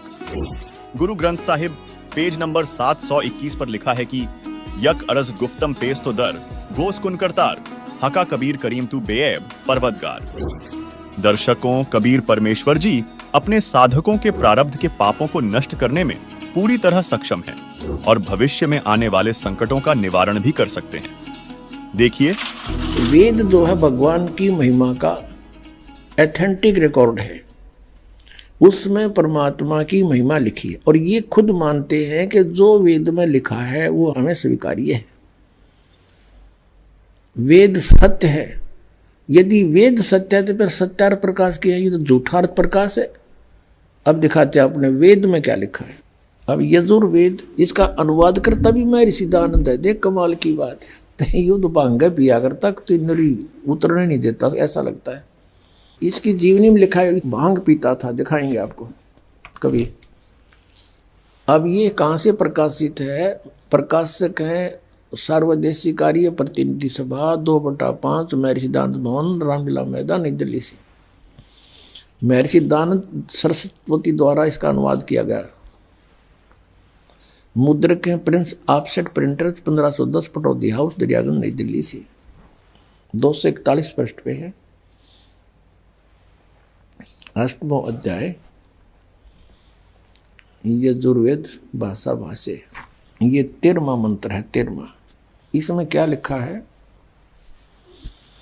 देव कर्तस्य एनस्य एवजनम असि, मनुष्य कर्तस्य एनस्य एवजनम असि, पितर कर्तस्य एनस्य एवजनम असि, आत्म कर्तस्य एनस्य एवजनम असि, अनस्य अन्नस्य एवजनम असि। अब इसका अनुवाद यहाँ किया इन्होंने 242 पृष्ठ पे। ये 241 पर हम पढ़ रहे थे। यहाँ देखो 242 पर। अब यहाँ इसका थोड़ी बहुत कोई उतर गई होगी इसकी भांग है। इसने फिर यहाँ उलझाने की चेष्टा की है कि हे सबके उपकार करने वाले मित्र आप, दान देने वाले के एनस्य माने अपराध के, एनस्य एवजनम माने विनाश करने वाले हो, क्षमा करने वाले हो। अब यह मित्र लिख दिया। अब पढ़ने वाला ने सोचा चलो ये तो मित्र मित्र के बारे में कि तो भगवान का जिक्र है नहीं छोड़ दिया इसने। अब इसी के कर कमलों से लिखा हुआ और दिखाते हैं सत्यार प्रकाश में। ये देखिएगा, ये सत्यार प्रकाश वही वेद अब बाद में दिखाएंगे थोड़ा आपको पुनः। और ये कहाँ से प्रकाशित है?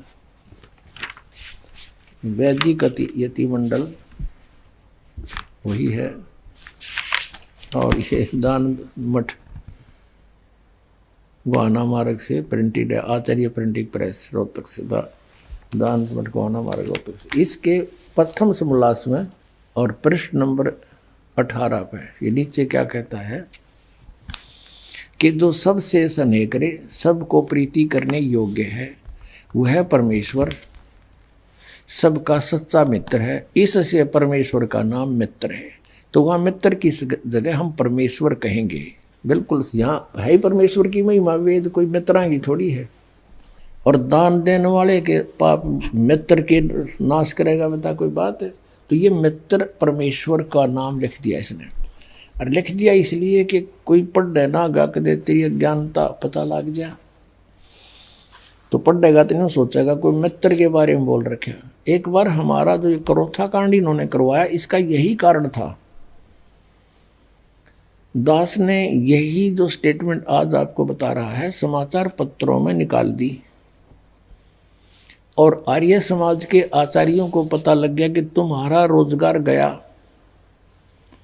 जय दयानंद की अज्ञानता का पता लग गया हमारे दयानंद के अनुयायियों को।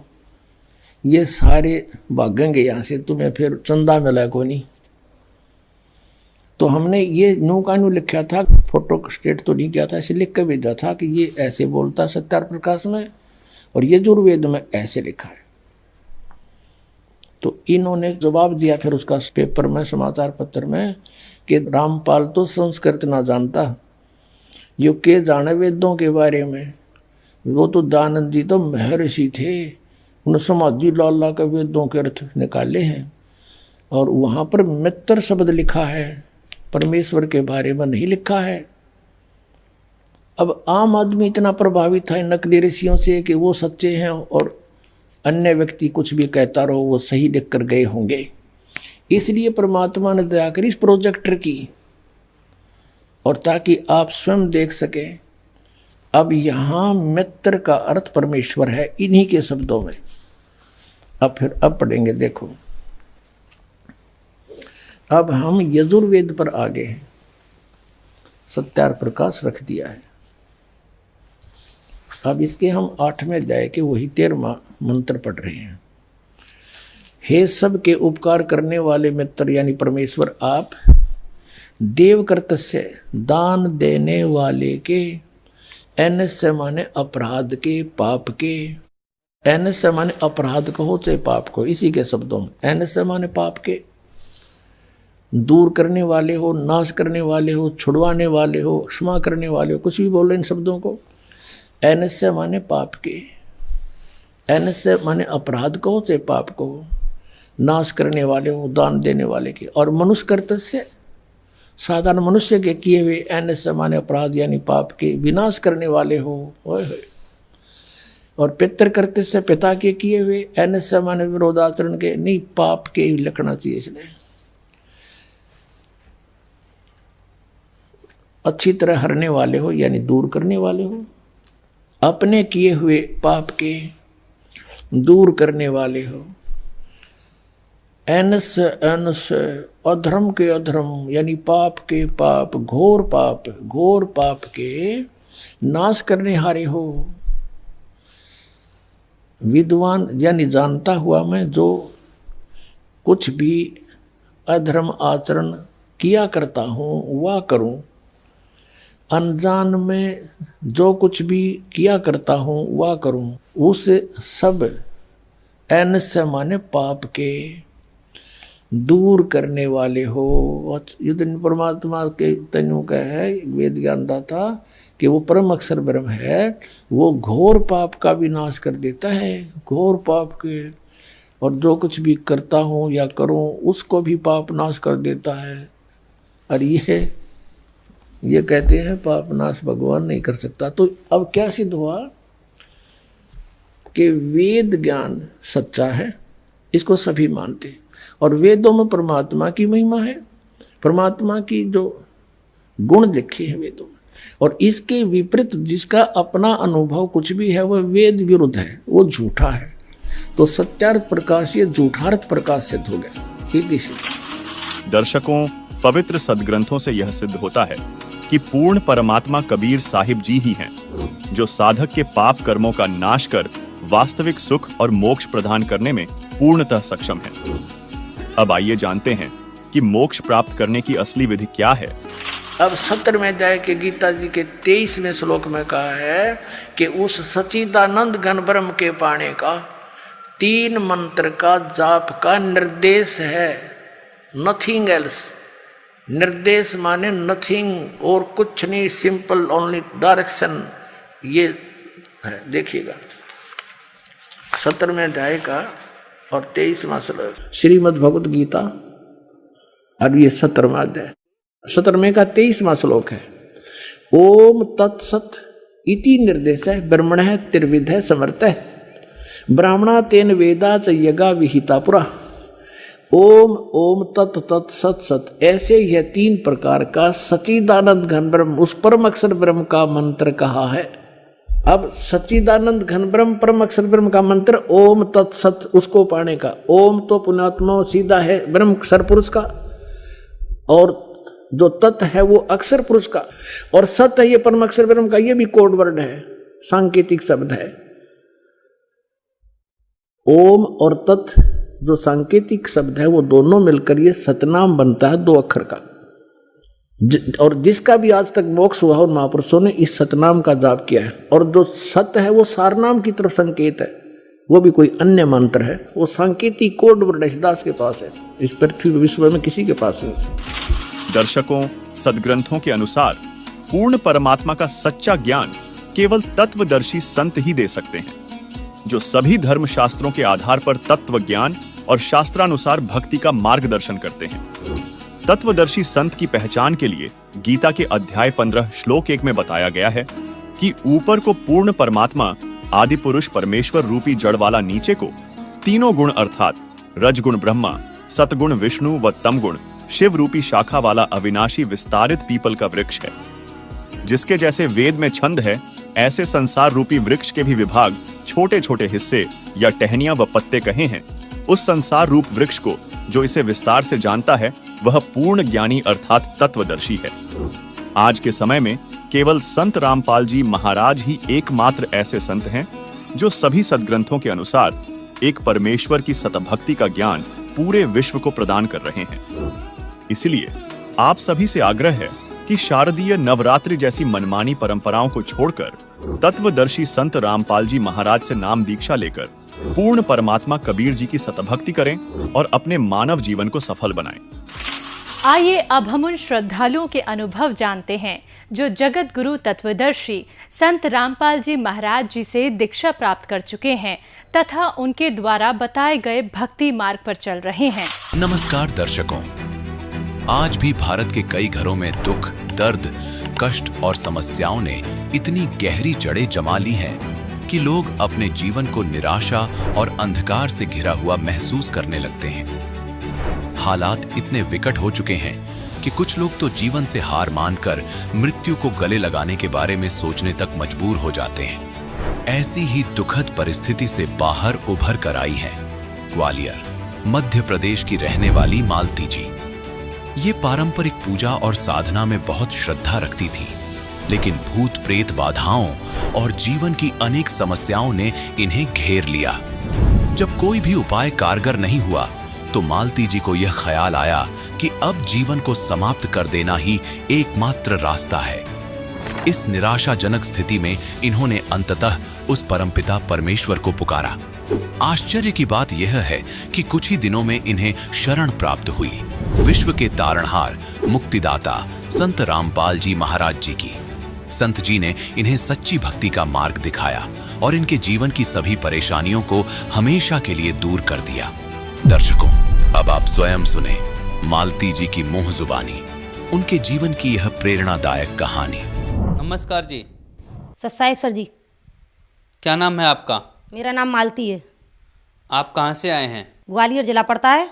संत रामपाल जी महाराज जी से नाम दीक्षा कब लिया आपने? गुरु दीक्षा ली थी हमने 2014 में। संत रामपाल जी महाराज जी से दीक्षा लेने से पहले आप क्या भक्ति साधना करते थे? सभी देवी देवताओं की भक्ति करते थे, गिरिराज जी की परिक्रमा भी देते थे। 3-4 साल हमने गिरिराज जी की परिक्रमा भी दी थी और 3-4 साल गिरिराज जी की परिक्रमा देने के बाद फिर हमने शंकर भगवान का व्रत भी किया था, मतलब 16 सोमवार भी किए थे। उसके बाद में और भी उपास ही रहते थे हम बहुत ज़्यादा। 9 दुर्गाओं में भी उपास ही रहते थे, 9 दिन का उपास करते थे। जितना ही पूरा बनता था उतना पूरा मतलब अपने तन मन से भक्ति करते थे कि सबसे ज़्यादा काली माता की भक्ति करते थे। काली माता को हम जितना मानते थे कि काली माता से ज़्यादा हम और किसी को मानते ही नहीं थे, क्योंकि हम यही सोचते थे कि यही जगत जननी और यही परमात्मा, यही जगत जननी माता है। सबसे ज़्यादा हम माता ही को ज़्यादा मानते थे। क्यों?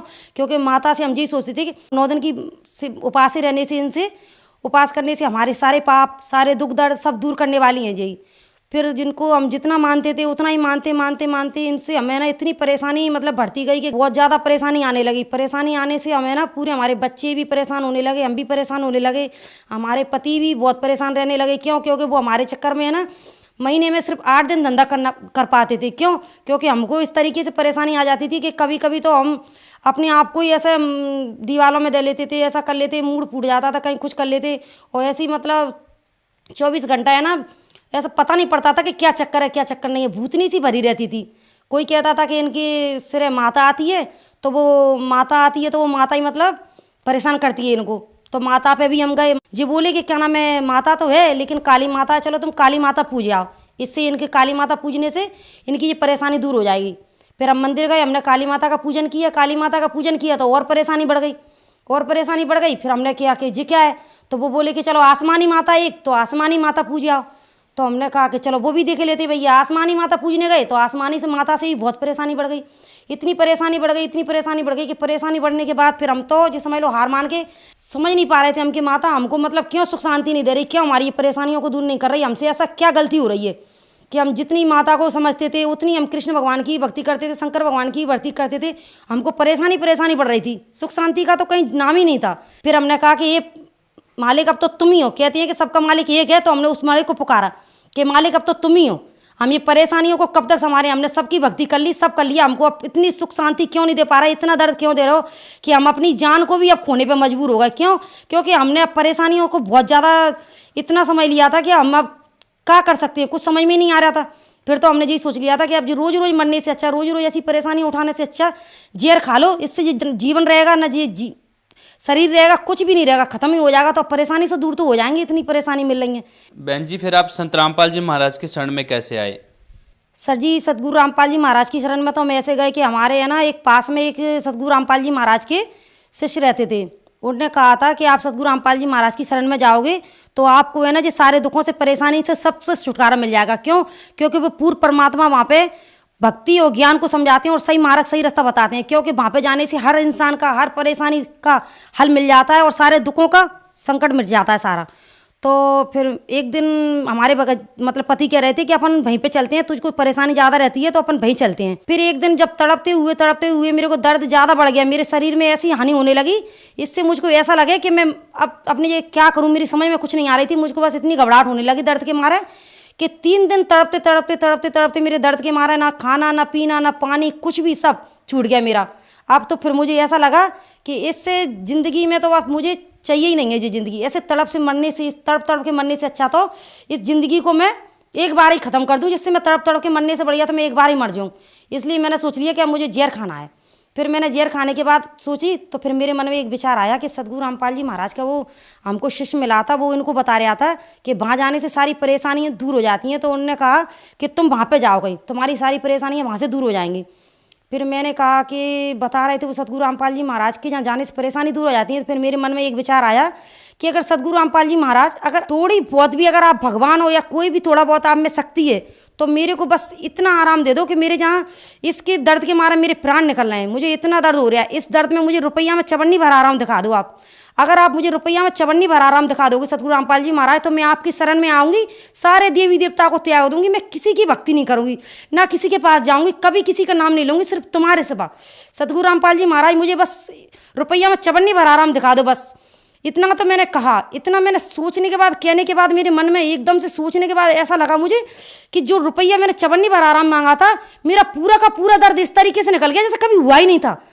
मैंने उठ के खड़ा होगा कि देखा, मैंने एकदम से सारे शरीर को मैंने देखा, मेरे दर्द हो रहा था, मैंने पूरा दर्द इस तरीके से महसूस किया तो मुझे कुछ लगा ही नहीं कि दर्द है कि नहीं, वो दर्द गया कहाँ। फिर मैंने कहा कि जी दर्द मैंने परमात्मा सदगुरु रामपाल जी महाराज को नाम लेने से ही दर्द चला गया, तो ये तो बड़े शक्ति और पूरे परमात्मा तो फिर यही है। अभी तक हम कहाँ भटक रहे हैं, कहाँ फिर रहे हैं, जबकि परमात्मा का नाम में इतनी शक्ति है, तो जब उनके जहाँ जाएंगे तो कितना आराम मिलेगा। फिर मैंने कहा इनको बुलाया जल्दी से जल्दी, हमारे पति को बुलाने से मैंने कहा कि अब तुम जाओ सदगुरु रामपाल जी महाराज के शिष्य के पास जाओ कि वो कब जा रहे हैं वहाँ पे बरवाला आश्रम जाएंगे। अब तो हम कोई किसी की भी नहीं मानेंगे और किसी की हमें भक्ति नहीं करनी, सब त्याग दो बिल्कुल भक्ति। अब हमको किसी की भक्ति नहीं करनी, हमने भक्ति करके देख ली कि हमको क्या मिला है। अब हमको जो मिला है वो सदगुरु रामपाल जी महाराज के नाम लेने से जब मिल गया हमको सब कुछ, तो हमको अब क्या भक्ति में रखा है। हमने सारी भक्ति देख ली, अब हमको कोई भक्ति नहीं करनी, सारी भक्ति त्याग दो और हमें सदगुरु रामपाल जी महाराज के पास ले चलो। अब तो फिर बरवाला आश्रम हम सदगुरु रामपाल जी महाराज के पास गए। सदगुरु रामपाल जी महाराज के यहाँ जाने से हमने नाम दक्षिणा ली थी। नाम दक्षिणा लेने से फिर हमें उन्होंने ज्ञान बताया था कि ऐसे ऐसे भक्ति करो, परमात्मा की पूर्ण परमात्मा की भक्ति है जी। बहन जी, आपने बताया कि आपने जहर खाने की ठान ली थी, आप बहुत अपने जीवन से परेशान हो गए थे और सिर्फ सतगुरु रामपाल जी महाराज जी का नाम लेने मात्र से ही आपका जो दर्द था शरीर में वो ठीक हो गया। फिर आप सतगुरु रामपाल जी महाराज जी के शरण में गए तो आपको और क्या लाभ मिले? फिर परमात्मा की हमने ना नाम दक्षिणा ली। नाम दक्षिणा लेने से परमात्मा की हमने भक्ति करी। भक्ति करने के बाद उनका ज्ञान समझा, उनका सही जो हमको परमात्मा ने सही भक्ति दी थी सद्भक्ति, उसको समझा। उसको भक्ति को करने से फिर हमारे मन की जो पूरे परमात्मा की जो पूरी धारा थी वो हमको सही रास्ता सही मंजिल मिल गई। और सही रास्ता सही मंजिल मिलने से फिर हमको है ना सारी परेशानियों से ऐसा छुटकारा मिल गया कि परमात्मा ने हमसे जी समझ लो मालिक की भक्ति ज्ञान करने से हमको है ना इतना लाभ हुआ कि अब तो हम बता ही नहीं सकते। क्यों बताने से भी, क्योंकि मालिक की जितने बताएंगे उतना शब्द कम है हमारे लिए। क्योंकि परमात्मा मालिक की भक्ति में इतनी शक्ति है कि सारे दुखों को संकटों को सबको दूर कर देती है। उसके बाद में फिर एक दिन हमारा बच्चा बीमार हो गया था। उसको बहुत ज़्यादा बुखार आ गया था। तो फिर मैंने कहा कि चलो मैं दवाई दिला लाऊँ। तो उसको दवाई दिलाने गई, उसके सिर पे बुखार चढ़ गया था बहुत ज़्यादा। सिर पे बुखार चढ़ गया। बुखार चढ़ने के बाद सिर पे डॉक्टर भी घबरा गया। डॉक्टर ने भी पसीना छूट गया था। डॉक्टर का भी कहने लगा कि इसके दिमाग पे बुखार चढ़ गया है, फिर अब उसने है ना इंजेक्शन कुछ भी नहीं लगा, बर्फ़ की पट्टी रख दी। पट्टी रखने से उसका बुखार थोड़ा उसको ऐसा दिखने लगा कि कहीं कुछ हो रहा है, मतलब ऐसा घबराने लगा वो बहुत ज़्यादा। घबराते फिर मेरा बच्चा कहने लगा कि मम्मी अब मेरे को बहुत हालत ख़राब हो रही है। मेरी डॉक्टर भी बोले कि हम कुछ समझ नहीं पा रहे। फिर मैंने परमात्मा सतगुरु रामपाल जी महाराज का नाम लिया कि ये परमपिता परमात्मा सतगुरु रामपाल जी महाराज, हम तो कुछ भी नहीं जानते, हम तो तुम्हारी शरण में हैं, अब तुम जैसे राखो वैसे ही रहेंगे। क्यों? क्योंकि तुम्हारे बच्चे हैं, अब तुम ही जानो। बस मैंने इतना तो कहा है, उसका एकदम से शरीर ठंडा पड़ गया। तो वो अपने आप आकर कहने लगा कि मम्मी चलो अब तो यहाँ से। तो मैंने कहा कि बेटा क्या तुम्हारा बुखार उतर गया? हाँ मम्मी मेरा पूरा बुखार उतर गया, मैं देखो बिल्कुल सही हो गया। तो मैंने सतगुरु रामपाल जी महाराज को, परमात्मा को दंडवत की। दंडवत करने के बाद फिर मैंने मालिक से कहा कि ये परमपिता परमात्मा, बस सतगुरु रामपाल महाराज अब तुम ही हो, अब मुझे और किसी की मतलब वो नहीं है बिल्कुल भी। उसके बाद में फिर एक दिन मेरी लड़की भी ऐसे ही मतलब बुखार का ताव उनको भी चढ़ा, बुखार उसको भी चढ़ा, तो वो भी मतलब ऐसे ही उसके भी, हमारे कभी बुखार नहीं आता था वैसे, वो उसके दिमाग पे फिर उसके पे भी चढ़ गया बुखार। फिर मैंने कहा कि मैं अब कहीं नहीं जा रही, चाहे मरो चाहे जियो चाहे कुछ भी करो, परमात्मा अब तुम ही जानो, क्योंकि सतगुरु रामपाल जी महाराज अब तो हम तुम्हारी शरण में और तुम ही राखोगे तैसे रहेंगे। अब मैं कहीं भी नहीं जा रही, क्योंकि परमपिता परमात्मा अब तुम्हारे लिए हमने ये जीवन सौंप दिया, अब तो तुम्हारे हाथ में इस जीवन को चाहे तुम जैसे भी राखोगे उसी हाल में रहना है अब तो। फिर सतगुरु रामपाल जी महाराज इतनी मेहनत करके मैंने कहा बच्ची से कि बेटा जा सतगुरु रामपाल जी महाराज के आगे दंडवत करके आ। फिर मैंने भी दंडवत की, उसको जल दिया, प्रसाद दिया, और बस परमपिता परमात्मा को जल प्रसाद पाने से ही और दंडवत करने से ही उसका एकदम से शरीर था वैसी की वैसी हो गई, और कहने लगी कि मम्मी अब मुझे अपना काम करने दो, तुम अपना काम करो। फिर उसके बाद में मैंने कहा कि अब तेरा तबीयत ठीक हो गई तेरी थोड़ा? हाँ मम्मी मेरे को तो अब कोई तबीयत है ही नहीं बिल्कुल, मेरा भी एकदम से ऐसा जी घबरा रहा था, अब तो एकदम से मुझे ऐसा आराम मिल गया कि कुछ था ही नहीं, तो मेरी एकदम से हालत सही हो गई। तो मैंने कि चलो ठीक है। फिर उसके बाद में एक दिन मैं सतगुरु रामपाल जी महाराज का दंडवत करते मुझे ध्यान आ गया कि सतगुरु रामपाल जी महाराज की दंडवत करते करते मैं सोच रही थी कि परमात्मा आप तो अंतर्यामी हो, आप तो सब कुछ हो। बाथरूम की सफाई कर रही थी मैं टाइल्सों पे, मतलब तेजाब से सफाई कर रही थी। तेजाब से सफाई करने से टाइल्सों पे मतलब सफाई करते करते ब्रश से एक दिन एकदम जाना क्यों मेरी एकदम से अचानक से आँख में तेजाब उछट गई। जब आँख में तेजाब उछटी तो एकदम से मुझको ऐसा लगा कि मेरी आँख एकदम से बहुत ज़्यादा आँख फूकने लगी मेरी आँख में। तो फिर मैंने एकदम से घबरा के एकदम से सतगुरु रामपाल जी महाराज की जो मुझको मिला है, दूसरा नाम मिला है परमात्मा का, दूसरे नाम का मैंने जाप स्टार्ट कर दिया। दूसरे नाम का जाप स्टार्ट करते करते एकदम से आग पड़ने लगी। मेरे बगल वाली जो मेरी पास वाली थी, सब मेरे बच्चे थे, वो सब बोले कि क्या हो गया, मेरे आँख में तो तेजाब उछट गई। तो सब जने घबरा गए। घबराने के बाद वो बोले कि चलो डॉक्टर के चलते हैं। मैंने कहा मैं डॉक्टर के यहाँ नहीं जाऊँगी। वो बोले क्यों? तुम डॉक्टर के नहीं जाओगी तो तुम्हारी आँख फूट जाएगी। मैंने कहा मेरी आँख फूटती है तो फूट जाए, मुझे आँख की भी चिंता नहीं है, और आँख फूट जाए तो फूट जाए। मैंने तो बस सतगुरु रामपाल जी महाराज का नाम ले रखा है। अगर मेरे सतगुरु रामपाल जी महाराज, मुझे पूरा विश्वास है कि मेरे रामपाल जी महाराज जी आँख को अगर उनको फोड़नी होगी तो फूट जाएगी, और उनको अगर सही करनी होगी तो कर देंगे। मैं अब कहीं भी डॉक्टर के यहाँ नहीं जाऊँगी। फिर वो बोले कि जैसी तुम्हारी इच्छा। फिर मेरी बच्ची बोली कि मम्मी तुम इस आँख में थोड़ा सा जल डाल लो, मालिक का सतगुरु रामपाल जी महाराज का जल डाल लो और प्रसाद खा लो। अमृत जल होता है ना, वो हमने आँख में डाला और पिया, और पीने के बाद अमृत जल को फिर उसके बाद में प्रसाद खाया, और फिर मैं दंडवत करके अपना परमात्मा का नाम याद करने लगी। नाम याद करने के बाद सतगुरु रामपाल जी महाराज को मैंने दंडवत प्रणाम करके और वहीं पे अपनी माला करने लगी। माला करते करते एकदम से देखा मैंने, कुछ बस 10 मिनट ही हुए होंगे। 10 मिनट के बाद देखा तो मैंने, मेरी आँख में ऐसा लगा कि कुछ था ही नहीं। मेरी आँख दोनों बिल्कुल एक सी हो गई। तो मैंने दिखाया सबको, तो कह रही अभी तो तेरी आँख बिल्कुल लाल ऐसे हुई थी कि ऐसा लगता है कि कुछ दिखा ही नहीं रहा तुझको भी, और अंधी हो गई ऐसा लग रहा था बिल्कुल भी, क्योंकि आँख बिल्कुल ऐसा खून उतर आया था, आँख में खून उतर आया था, बिल्कुल लाल पड़ गई थी बिल्कुल। ऐसा लग रहा था कि ये सांप होगी कि नहीं होगी। इतना खून देखने के बाद सब जने घबरा गए थे कि आँख तो अब जी मुश्किल है कि बचे, क्योंकि तेजाब उछट जाती है तो अपन नेक हाथ पे या कुछ पे भी तेजाब छुट जाती है तो उससे कितनी आँख पड़ती है, किस तरीके से वो नुकसान बताती है अपन को नुकसान। लेकिन मेरी आंख में भी खून उतर आया था, लेकिन मेरे सतगुरु रामपाल जी महाराज की परमात्मा के शरण में आने से मेरी आंख दोनों देखो जैसी की जैसी। उस दिन हाल के हाल सब जो मेरे पास के थे सब लोग कहने लगे कि आज ये क्या चमत्कार था। फिर थोड़ा बहुत उनने भी कहा कि हाँ ये पूर्ण परमात्मा है, इनमें है शक्ति। और मैंने कहा कि मेरे सतगुरु रामपाल जी महाराज में इतनी शक्ति है कि देख लो। उन्हें हाल बता दिए तुमको 10 मिनट। आप तो कह रहे थे कि डॉक्टर के पास चलो, मैं कहती हूँ मेरे परमपिता परमात्मा सतगुरु रामपाल जी महाराज ही हैं। जो कुछ करने वाले हैं वो ही करने वाले हैं, क्योंकि उनके सिवा कहीं भी कुछ नहीं है। जो श्रद्धालु आपको देख रहे हैं, आप उन्हें क्या संदेश देना चाहेंगे? सतगुरु रामपाल जी महाराज का सत्संग आता है चैनल पे, उसको देखिए। उसको समझने के बाद, देखने के बाद आप समझिए कि क्या सच्चाई है क्या झूठ है। क्योंकि हम तो इतना ही कहना चाहते हैं कि सतगुरु रामपाल जी महाराज के सिवा यहाँ पे कोई कुछ भी नहीं है। देख लिया हमने इस दुनिया में रह के, इस संसार में देख लिया हमने, कितने दिन से हम रह रहे हैं और देखते आ रहे हैं।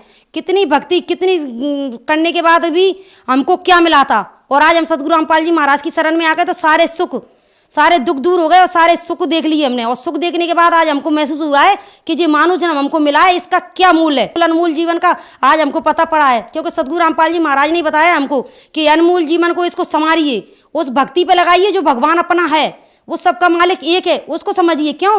क्योंकि उसके सिवा हमारे लिए कोई कहीं भी नहीं है। क्योंकि सदगुरु रामपाल जी महाराज बताते हैं अपनों कि उस भगवान को समझने से ही अपने सारे दुख सारी परेशानियां दूर होंगी। क्यों? क्योंकि सदगुरु रामपाल जी महाराज ने कहा है कि सदगुरु शरण में आने से आई टले बला, और जो मस्तक में सूली हो वो कांटे में टल जाए। परमात्मा कहते हैं कि उस मालिक का ध्यान करिए, और सदगुरु रामपाल जी महाराज ने हमको सही भगवान का रास्ता बता दिया है। वो है परमात्मा कबीर साहिब। कबीर पूर्ण परमात्मा की भक्ति कीजिए और अपना जीवन सफल बनाइए।